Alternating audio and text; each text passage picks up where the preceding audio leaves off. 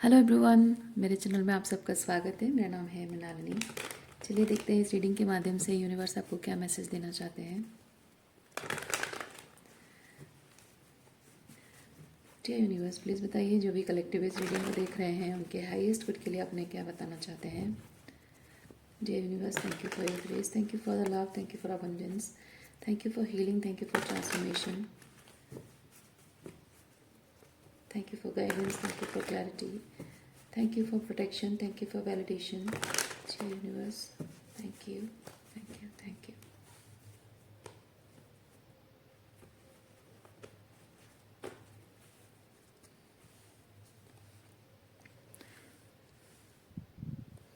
Totality, flowering,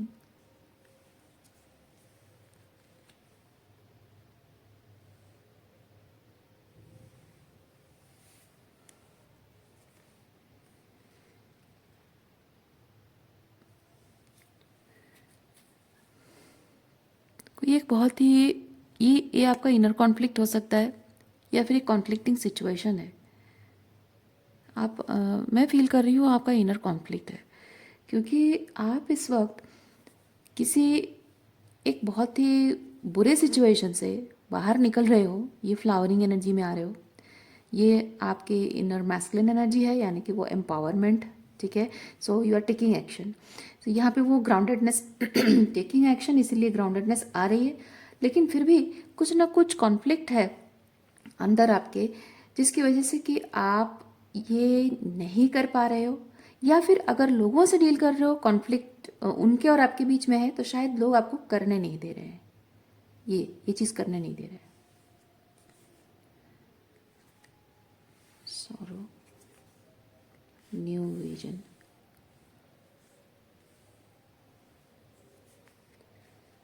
possibility, celebration, awareness.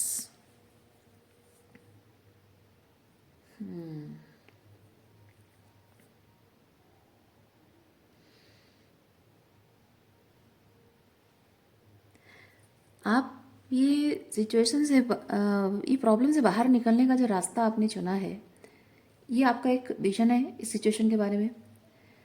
आपको इस situation के एक दूसरे पर्सपेक्टिव को दिखाया जा रहा है। ओके, इस सिचुएशन के दूसरे पर्सपेक्टिव को दिखाया जा रहा है। और यहाँ पे सौरव कार्ड के साथ मैं चीज़ फील कर रही हूँ,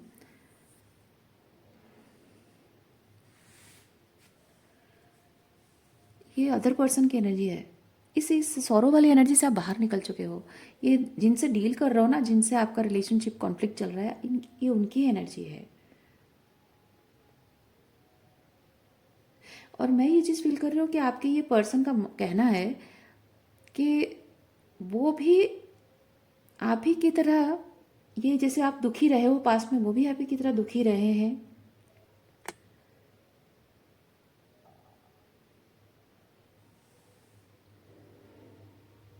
लेकिन अवेयरनेस कार्ड के साथ मैं फील कर रही हूँ, वो आपसे कुछ समझदारी की एक्सपेक्टेशन रख रहे हैं। समझदारी की एक्सपेक्टेशन, अगर अच्छा इनका मानना है या फिर इनका कहना शायद ये है कि दुखी तुम भी हो, मैं भी दुखी हूँ, लेकिन तुम अगर समझदारी दिखाओ तो हमारा ये रिलेशनशिप नहीं टूटेगा। ओके, बट ये चीज़ है कि आप इस सिचुएशन से ऑलरेडी निकलने के लिए तैयार है। एग्जॉशन, आप एग्जॉशन की एनर्जी में आ चुके हो, निकलने को पूरी तरह से तैयार हैं आप मानने को तैयार नहीं है कि आपको रहना है। लेकिन इस पर्सन का ऐसा कहना है कि नहीं, हम अभी भी सेलिब्रेशन की एनर्जी में रह सकते हैं। आप कह रहे हो नहीं, मुझे नहीं रहना है इस रिलेशनशिप में, बात खत्म। पर अगर नहीं, अभी भी कुछ हो सकता है। देखते हैं।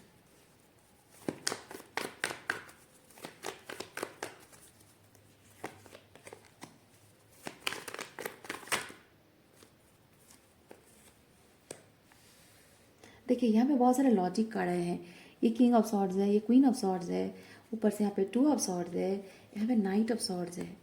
लॉजिक, यानी कि ये पर्सन जो है ये लॉजिक लगाकर प्रूव करना चाहता है कि वो जो कह रहा है कि आपको थोड़ी सी समझदारी अगर आप अप्लाई करें तो इस रिलेशनशिप को बचाया जा सकता है। लॉजिक लगाने की कोशिश कर रहा है। ओके, आर्ग्यूमेंट, ये पर्सन आर्ग्यूमेंट आपसे, किंग एंड क्वीन दोनों आर्ग्यूमेंटेटिव एनर्जी है, एक मैस्कुलिन एक फेमिनिन एनर्जी है। डिफरेंस क्या होता है, किंग को यहाँ पे ऐसे ही कंट्रोल नहीं दिया गया है और क्वीन को ऐसे ही मोरालिटी नहीं लिखा गया है, क्योंकि एक पुरुष और स्त्री के बीच, मैस्कुलिन और फेमिनिन की एनर्जी के बीच जो आर्ग्यूमेंट होती है ना, महिलाएं आर्ग्यूमेंट तब तक करती हैं जब उनको लगता है कि उनके मोरल्स एंड वैल्यूज पर खतरा है, उनके आदर्शों पर जब खतरा है, उनके आदर्शों का सम्मान नहीं हो रहा है, तब महिलाएं आर्ग्यूमेंट करती हैं। ओके और पुरुष जब आर्गुमेंट करते हैं, पुरुष ऑलरेडी किसी रिलेशनशिप से बाहर निकल चुके होते हैं, उन मतलब फीलिंग्स नहीं, वहां पे बस जीतना होता है। बात बात रिलेशनशिप में रहना या नहीं रहना नहीं है, बात यह है कि मैस्कुलिन एनर्जी आर्ग्यूमेंट तब करती है जब उनको जीतना होता है, क्योंकि उनके लिए सिर्फ जीत मायने रखती है। तो इस सिचुएशन में प्यार मायने नहीं रखता है, इसीलिए यहाँ पे मैस्कुलिन एनर्जी को कंट्रोल और feminine energy queen of swords को यहाँ पे मोरालिटी नाम दिया गया है, ऐसे ही नहीं दिया गया है। तो ये पर्सन यहाँ पे मैस्कुलिन एनर्जी में, आप फेमिनिन एनर्जी में हो, यानी कि आपके आदर्शों पर सवाल उठाया गया है, आपके आत्मसम्मान पर चोट दी गई है, इसी वजह से आप इस रिलेशनशिप से बाहर निकलना चाह रहे हो। So there is an argument, यहाँ एक दूसरे को मतलब एक दूसरे को गलत साबित किया जा रहा है। आप अपने वैल्यूज के साथ खड़े हो, वो अपनी जिद के साथ खड़े हैं, तो यहाँ पे आर्ग्यूमेंट हो रही है, एक दूसरे को ट्रिगर कर रहे हो, कौन सही है कौन गलत है, ये निष्कर्ष पर पहुंचने का एक सिचुएशन बना हुआ है।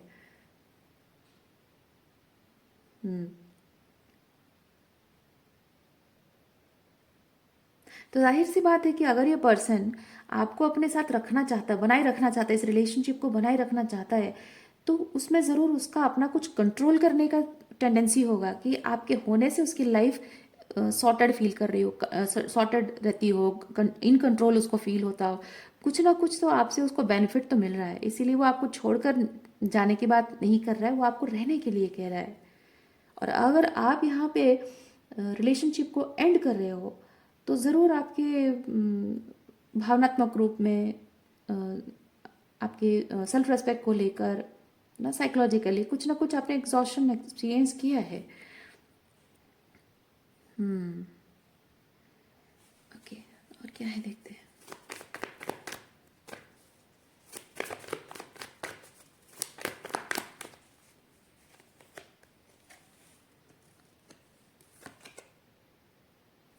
Queen of Wands, receptivity, playfulness,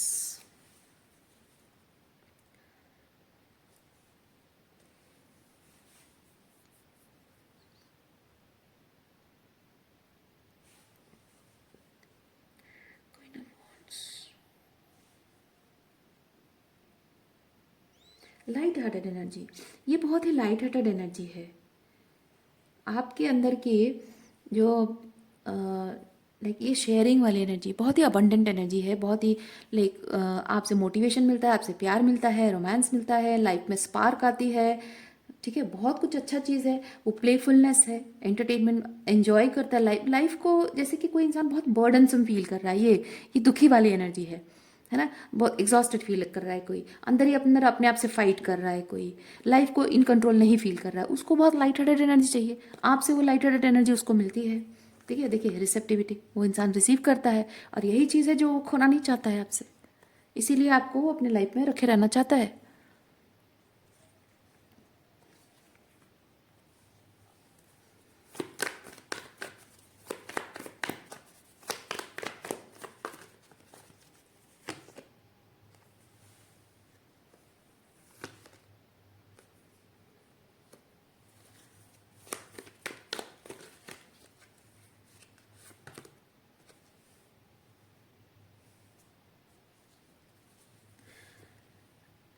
ये क्वीन ऑफ वॉन्ड्स है, ये किंग ऑफ वॉन्ड्स है। तो क्वीन ऑफ वॉन्ड्स को ना किंग ऑफ वॉन्ड्स के साथ रहना अच्छा लगता है, जैसे कि सेम वाइब्रेशन होती है कि ये जैसे कि एक रिलेशनशिप में वो रिलेशनशिप को लाइट अप करती है, वैसे ये भी रिलेशनशिप को लाइटन अप करता है, लाइट अप करता है। ठीक है, सो दोनों सेम वाइब्रेशन मैच होते हैं।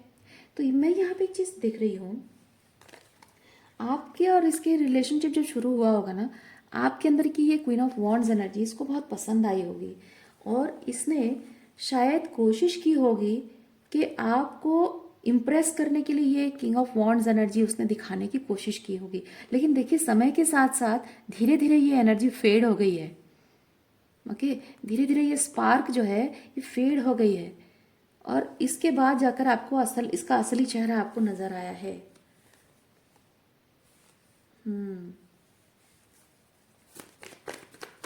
क्योंकि रिलेशनशिप में जब नया नया शुरुआत होता है दोनों ही king and queen wands energy में होते हैं, लेकिन जैसे जैसे रिलेशनशिप में एक दूसरे की रियलिटी हिट होती है, रिलेशनशिप को वर्क करने के लिए क्या ट्रूली चाहिए, वो ग्राउंड लेवल पे जाकर चीज़ों को हैंडल करना पड़ता है, तब लोगों के जो जो फसाद होता है ना, जो परसोना होता है उसे पर खच्चे उड़ जाते हैं। ये इस इंसान का यही हाल हुआ है, और इसी की वजह से आपने इसकी रियलिटी को देखा, समझा, अंडरस्टैंड किया, आपने आपके अंदर अवेयरनेस आई है कि ये ऐसा नहीं है जैसा मैं हमेशा सोचती थी, ये शुरुआत में ऐसा सोचती थी।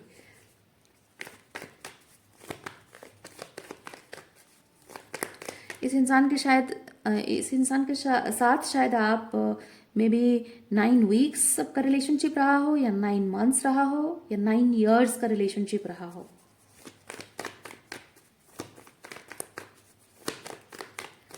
या शायद कंफर्मेशन के तौर पे यूनिवर्स कहना चाहता है मे बी इसके साथ आपका रिलेशनशिप 9 और more than 9 years का सेपरेशन, मतलब एंडिंग के बाद है। अच्छा,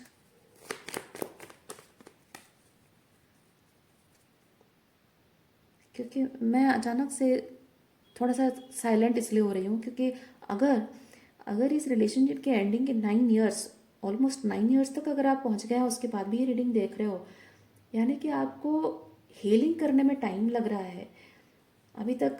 वो हीलिंग प्रोसेस, देखिए मैं जज नहीं कर रही हूँ, हीलिंग प्रोसेस में लगता है लोगों को 10 साल 15 साल, पूरी ज़िंदगी लग जाते हैं, मैं जज नहीं कर रही हूँ, पर मैं सोच रही हूँ ये बात कि आपको अगर 7 8 9 साल ऐसे लग गए हैं इस रिलेशनशिप को हील करने में, अभी तक लगे हैं, तो आपने क्या कुछ नहीं सहा होगा। ये सोच के मैं थोड़ी सी शॉक हो गई, इसलिए मैं थोड़ी साइलेंट हूँ। ओके,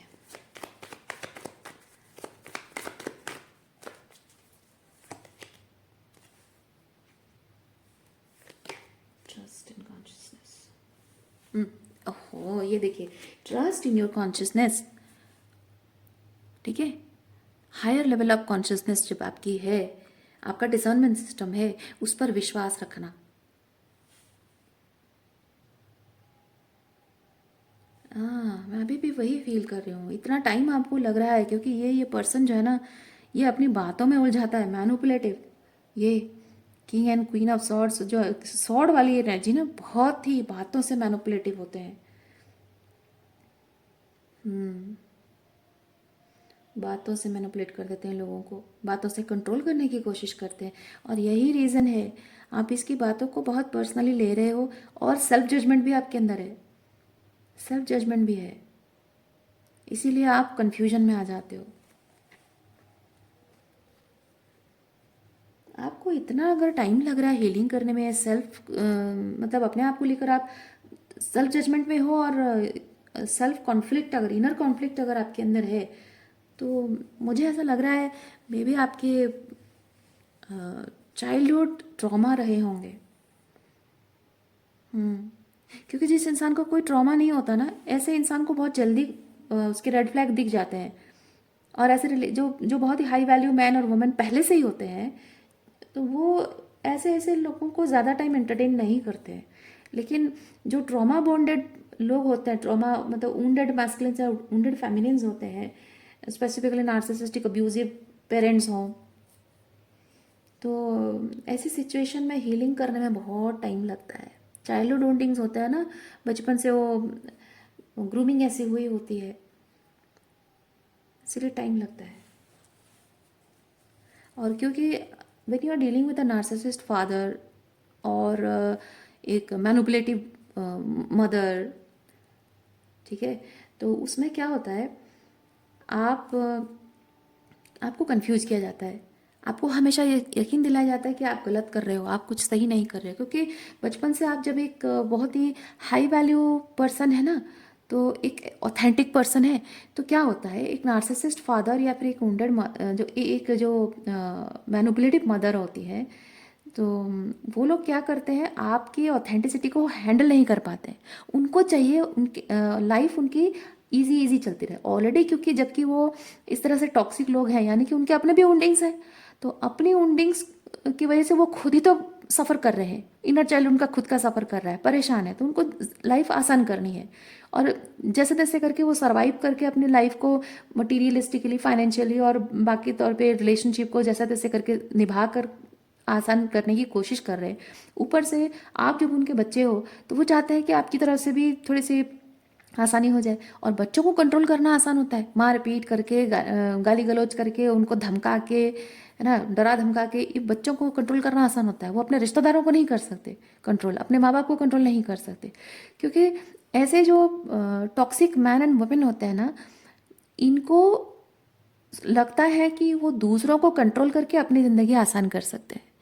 इनको ये नहीं पता होता है कि उनको अपने आप पर काम करना होता है, अपने इनर चाइल्ड को हील करना होता है, ताकि उनकी ज़िंदगी आसान हो जाए।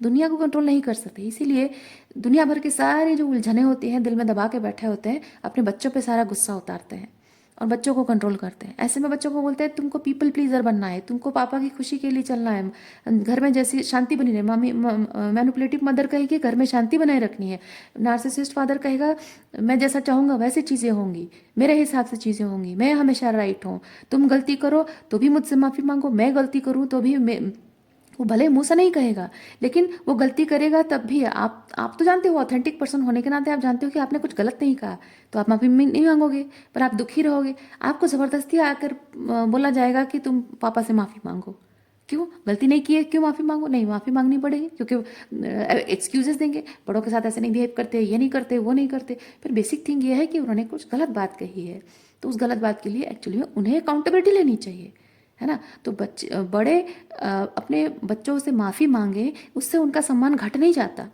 बल्कि उससे उनका सम्मान बढ़ता है, क्योंकि बच्चों की नज़र में माँ बाप हीरो हीरोइन होते हैं। ओके, और जब बच्चे को दिखता है कि माँ बाप गलत कर रहे हैं तो वो नज़रों से गिर जाते हैं, उनका सम्मान गिर जाता है, और वो जो सम्मान होता है वो दिखावे का सम्मान होता है, डर का सम्मान होता है। लेकिन अगर माँ बाप अपनी गलतियों की अकाउंटेबिलिटी लेते हैं, बच्चों के मन में उन पर रेस्पेक्ट बढ़ता है कि हाँ मेरे माँ बाप ने गलत किया, फिर भी उन्होंने गलत किया और उस चीज़ के लिए माफ़ी मांगी, और आगे से वो नहीं करेंगे, तो वो उससे सीखते भी हैं, अच्छी बातें और भी सीखते हैं, माँ बाप के प्रति सम्मान भी बढ़ता है। पर ये अंडरस्टैंडिंग नहीं है इनके अंदर। ये चीज़ है कि हमको बस जैसे तैसे करके सरवाइव करना है, जीना है, आसान ज़िंदगी बस चाहिए, तो हमको दूसरों को कंट्रोल करना है। और जबकि ज़िंदगी मुश्किल है, तो उनको लगता है कि हम झुक नहीं सकते, हम झुकेंगे तो ज़िंदगी और मुश्किल हो जाएगी, मतलब माफ़ी नहीं मांगेंगे, अपनी गलती नहीं मानेंगे, ठीक है। और ऐसे में क्या होता है, वो पति पत्नी दोनों एक दूसरे से भी लड़ते रहते हैं, एक दूसरे की गलती बताते हैं, और माफ़ी भी एक दूसरे से नहीं मांगते हैं, क्योंकि उनका यही फंडा है, ज़िंदगी का फंडा इन लोगों का यही है। सर्वाइवर मोड में जो जी रहे होते हैं ना, 100% जो होते हैं, इनका यही होता है कि हमको झुकना नहीं है किसी हाल में, झुके मतलब ज़िंदगी में दर्द बढ़ गया, तो इसीलिए इनको जीतना बहुत ज़रूरी होता है। तो हर हाल में इनको अपने आप को राइट प्रूव करना होता है, अगर गलत हो तो भी राइट प्रूव करेंगे, अगर नहीं कर पाए तो आपको गलत प्रूव कर देंगे। तो यही चीज़ होता है। तो इसकी वजह से क्या होता है कि आपको कंटिन्यूअसली ऐसी सिचुएशन में ना, आप सबकी खुशी का ख्याल रखना, always being the nice person in the family, always being the nice person in the relationship, romantic relationship, तो उसके चक्कर में होता है कि आप ऐसे ही टॉक्सिक मैनिपुलेटिव हस्बैंड या वाइफ को भी आप आई मीन मैनिफेस्ट कर लेते हो, है ना। और रही बात यहाँ पे जो आप साइलेंटली सब, एक तो इमोशनली, हाँ, और एक सेल्फ डाउट है और कन्फ्यूजन जो है, इनर कॉन्फ्लिक्ट है। इनर कॉन्फ्लिक्ट क्यों है, क्योंकि आपका अंतर्मन जानता है कि आप जो कह रहे हो गलत नहीं कह रहे हो, लेकिन आपको बार बार जिद करके ये लोग कहते हैं कि नहीं तुम्हें माफ़ी मांगनी होगी, तुम्हें सरेंडर करना। आपको समझ में नहीं आता, बचपन से आपकी ऐसे अपब्रिंगिंग हुई है, आपको समझ में नहीं आता कि माफ़ी किस बात की मांगनी है। आप सोच रहे हो कि शायद मैंने जो कहा गलत किया, गलत कहा इसलिए माफ़ी मांगनी है, नहीं, वो माफ़ी इस चीज़ के लिए मंगवाते हैं कि तुम जो बात कह रहे हो उससे हमें गिल्ट हो रहा है, वो भले मुंह से नहीं कहेंगे, उसका अर्थ यही है, हमें गिल्ट हो रहा है, हमें बुरा लग रहा है कि हम गलत इंसान हैं, अपने आप के बारे में हमें तुच्छ, हम अपने आप के बारे में हमें बहुत ही डिमोनिक, बहुत ही टॉक्सिक फील हो रहा है। तो इस गंदी वाली फीलिंग के साथ, अपने आप के बारे में इस गंदी फीलिंग के साथ हम जी नहीं पा रहे हैं, तो तुम माफ़ी मांगो, ताकि पीस क्रिएट करो, ताकि हमें कंफर्टेबल लगे, ताकि हम सुकून से जी सकें। इनका इंटेंशन ये होता है, और ये चीज़ बच्चे होते हो आप, इसलिए आपको समझ में नहीं आता है, तो आप समझने लगते हो कि सारी गलती आपकी है, पता नहीं क्या गलत कर दिया आपने। तो धीरे धीरे ऐसे होते होते होते होते ये चीज़ होता है, ज़िंदगी भर आपको अपने हर डिसीजन पे, हर चॉइसेस पे आपको डाउट होने लगता है। Self doubt, self conflict, inner conflict चलता रहता है आपका। और ये जो चीज़ आपके अंदर रही है ना, ये इसीलिए आपने ऐसे पार्टनर को मैनिफेस्ट किया है, और इसीलिए अपने डिसर्नमेंट सिस्टम पर आप डाउट कर रहे हैं, ट्रस्ट नहीं कर पा रहे हैं। Trust your consciousness.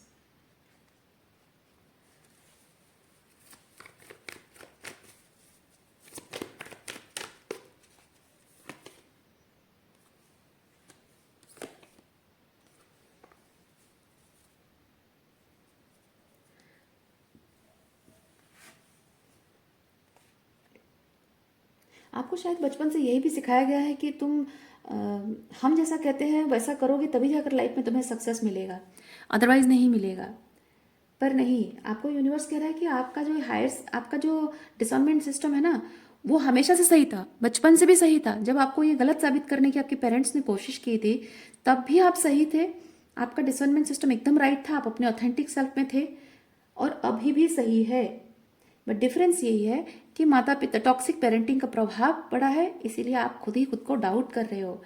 इसीलिए अगर आपको ये कहा जा रहा है कि हम मेरे तरीके से, मैं जैसा चाहता हूँ या चाहती हूँ उस तरीके से तुम रहोगे तभी जाकर तुम सक्सेसफुल हो पाओगे, लाइफ में अच्छा एक्सपीरियंस कर पाओगे, चाहे रिलेशनशिप हो या करियर हो, तो नहीं, ये नहीं है आपके लिए। आप अपने डिसर्नमेंट सिस्टम इस्तेमाल कीजिए, अपने खुद के हायर सेल्फ से कनेक्ट कीजिए। जो आपको सही लगता था पहले, जो आपके लिए सही लगता था, अभी भी वही सही है, और वही तरीका ऑथेंटिकली जो आपको हमेशा से सही लगता रहा है, वही ऑथेंटिक रास्ते से चलकर ही आपको अपने टाइप के लोग मिलेंगे, चाहे वो काम हो, करियर हो या फिर रिलेशनशिप हो।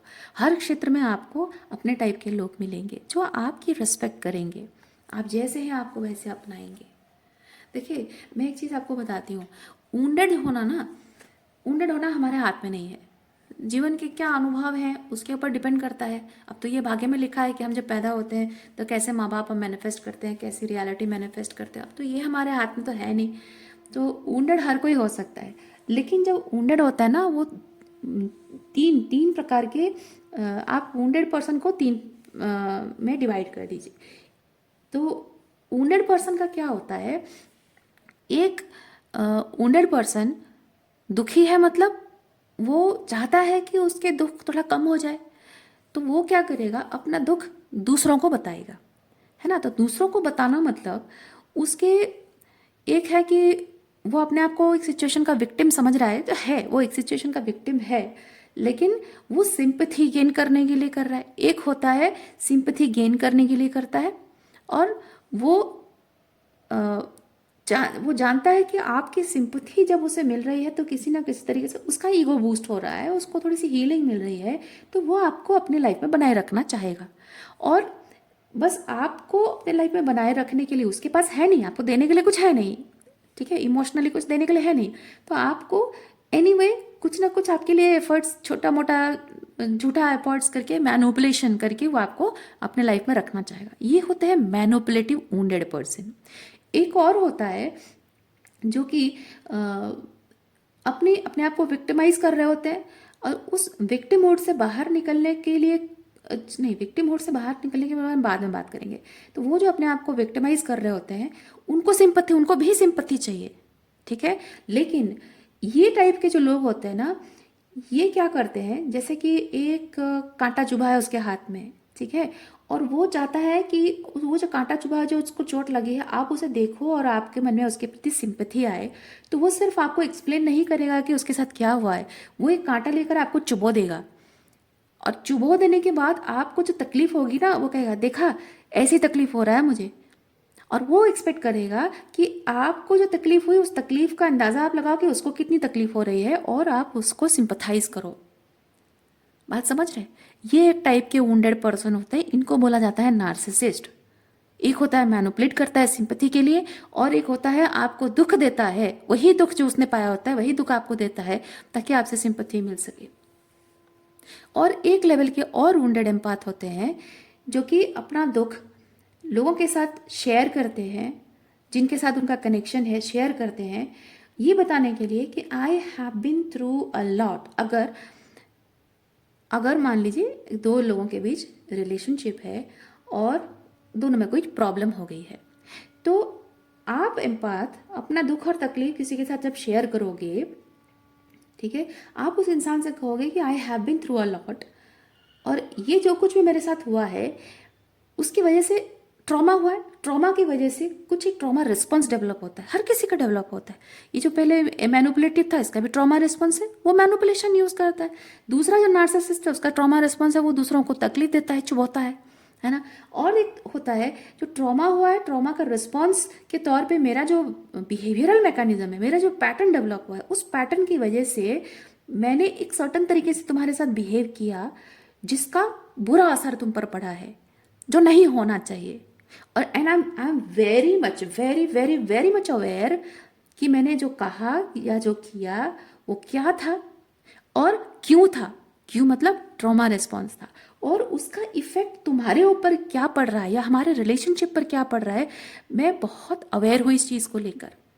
और ये कहने का मतलब ये नहीं है कि वो सिंपथी पाना चाहते हो आप, ये कहने का मतलब ये है, आप उसे सिंपली ये चीज़ कह रहे हो कि मैं समझ गई हूँ, मैं जो कर रही हूँ, क्या कर रही हूँ, क्यों कर रही हूँ, मुझे पता है, और मैं अकाउंटेबिलिटी लेती हूँ, मैं रिस्पॉन्सिबिलिटी लेती हूँ, जिम्मेदारी लेती हूँ कि आगे से मैं ये चीज़ नहीं करूँगी।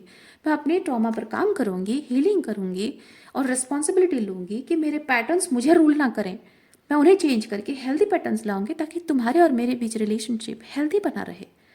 So can you give me a chance, can you give me a second chance, and मैं अपने एफर्ट से प्रूव करके दिखाऊँ ये चीज़। ये होता है हेल्दी एम्पाथ, जिस जो एम्पावर्ड बीइंग बोला जाता है, जो हाई वैल्यू एम्पाथ बोला जाता है इसको। सो वुंडेड एम्पाथ ये 3 प्रकार के होते हैं, पर डिपेंड करता है कि कौन वुंडेड एम्पाथ किस तरह से अपनी ज़िंदगी को बेटर बनाने की कोशिश कर रहा है ना। तो आपके, अगर आप ऐसे मैनिपुलेटिव मदर से डील कर रहे हो, उन्होंने मैनिपुलेशन को अपनी लाइफ को बेटर बनाने के लिए इस्तेमाल किया है। नार्सिसिस्ट फादर है या नार्सिसिस्ट हस्बैंड है, तो उन्होंने नार्सिसिज्म को अपनाया है अपनी लाइफ को बेटर बनाने के लिए। अगर आपकी मैनिपुलेटिव वाइफ है, तो उन्होंने मैनिपुलेशन का यूज़ किया है अपने लाइफ को बेटर बनाने के लिए। ओके, समटाइम्स समटाइम्स ऐसा होता है। देखिए, मैं यहाँ पे एक चीज़ कह रही हूँ, आप सोच रहे होगे कि मैं महिलाओं को मैनिपुलेटिव क्यों कह रही हूँ और पुरुषों को नार्सिसिस्ट क्यों कह रही हूँ, क्योंकि मैं यहाँ पे मैस्कुलिन और फेमिनिन एनर्जी की बात कर रही हूँ। क्योंकि फेमिनिन एनर्जी जो भावनात्मक रूप में कैसे डील किया जाता है वो फेमिनिन एनर्जी को पता है, तो भावनाओं को मैनिपुलेट किया जाता है, राइट, तो मैनिपुलेशन होता है। और जबकि masculine energy works on control, ये कंट्रोल, ठीक है, कंट्रोल भी है, डोमिनेंस भी है, पावर भी है। सो ये एनर्जी मैस्कुलिन और फेमिनिन है, वाइस वर्सा हो जाता है। जैसे कि एक महिला नार्सिसिस्ट भी बन सकती है और एक पुरुष मैनिपुलेटिव भी बन सकता है। May be that man is simply avoidant, but वो नार्सिसिस्ट नहीं है, मैनिपुलेटिव है। ओके, और कोई महिला जो नार्सिसिस्ट हो सकती है, वो भावनात्मक रूप में मैनिपुलेट नहीं करती है, सिंपली उसकी टॉक्सिक मैस्कुलिनिटी है। ये एनर्जी की मैं बात कर रही हूँ। तो मतलब जेंडर स्विच भी आप कर सकते हो।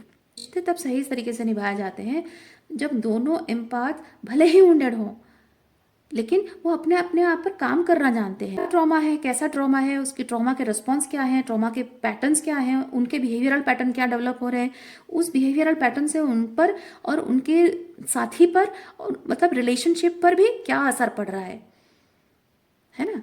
तो ये समझना ज़रूरी है। जब एक इंसान ये समझ जाता है, तो हर वक्त उसका ये होता है कि वो कोशिश करता है कि उसके ट्रॉमा उसको रूल ना करे, बल्कि वो अपने ट्रॉमा को खुद हील करे और अपने ऑथेंटिक वर्जन में आए।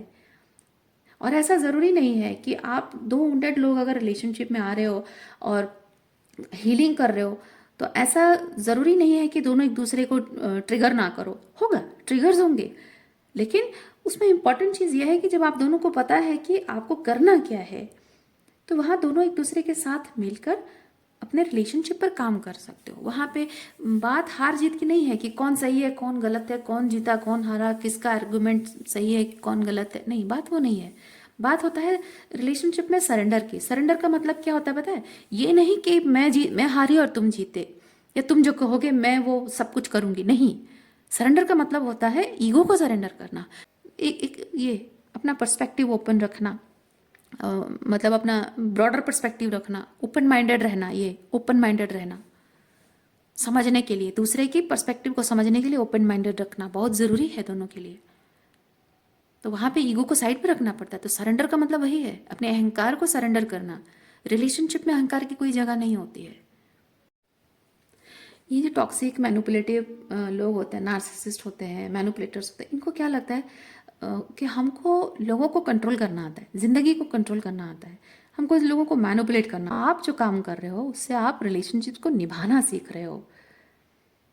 तो कोई आपके साथ निभाएगा, आप उसके साथ निभाओगे। लेकिन इनका क्या है कि आप उनके साथ रिलेशनशिप निभा रहे हो और वो आपको कंट्रोल कर रहे हैं, वो आपको मैनेज कर रहे हैं। आज के लिए इतना ही है। उम्मीद करती हूँ इस रीडिंग से आपको कुछ क्लैरिटी मिली हो। मैं आपको नेक्स्ट रीडिंग में मिलती हूँ। अपना ख्याल रखिए, खुश रहिए, बाय।